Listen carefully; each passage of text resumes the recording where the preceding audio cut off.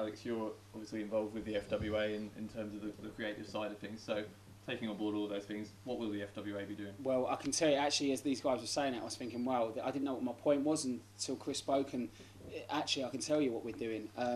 When we lay out the cards, the first thing that some of the people on our booking committee have said is, like, even with the first show, oh, well, but there's no, people left the show and they said, yeah, it was all right. And when I spoke to you, what did you think? Yeah, it was good, but what you've been so indoctrinated into a world where you have to have 5-star matches on every card, and you have to, right, and you don't. And I said to Tony Simpson, because he's a wrestling fan as well, and he's like, Alex, what's going to be the big 5-star match? I said, listen, don't think about that. We will give the best shows in the country without having to do 5-star matches, so that when we have 5-star matches, it's between two guys. It's 5-star not just because of the pops that are taking place, but because of the heat attached to it. I tell you right now, I as I said to you, I was one of the first guys, and I think I was the first full-time guy to rely on people to do 5-star matches to sell tickets, right?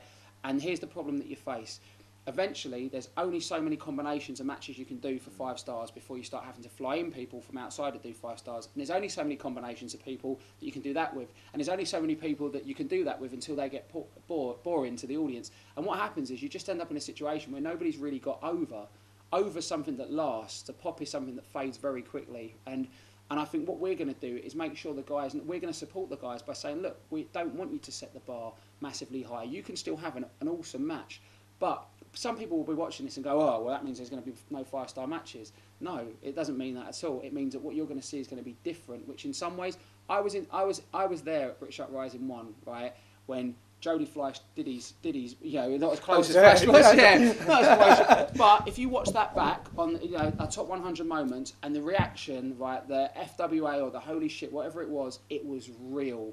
It was real. People would jump like this, right, okay, because I hadn't seen it before. It was new, it was fresh. And now, what happens when I see a wrestling show? I see this, right? I see the wrestlers do their stuff, and I see the audience, right, what do we chant here? We'll chant this now. I see 2 minutes into a match, this is awesome. It's like the crowd, wrestling is at best action-reaction, okay? And you're mirroring each other. And the audience is mirroring the fans, the wrestlers and stuff. And what we've got is no genuine emotion and reaction. So what we're going to do is support the wrestlers by saying, we're not going to set the bar too high by doing what everybody else is doing. We're going to give you something that's different. It doesn't mean it's better, it means it's different. And hopefully that will be different enough that people find it interesting, and that will help us carve a unique niche in British wrestling again. All right, we're out of time, guys. I want to thank my guests today, Phil Barker, Chris Roberts and Alex Shane. Just before we go, I want to remind everyone, of course, about those 2 FWA shows coming up. First of all, Revolution begins on Saturday, the 26th of September in Bridport, Dorset. 3 more qualifying matches for the FWA World Title Tournament on that show, as well as a host of other matches.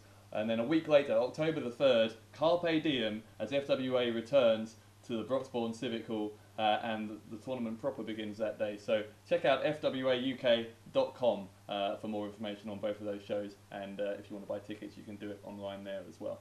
That's about it for today. I hope you've enjoyed this roundtable discussion. I've been Dave Bradshaw.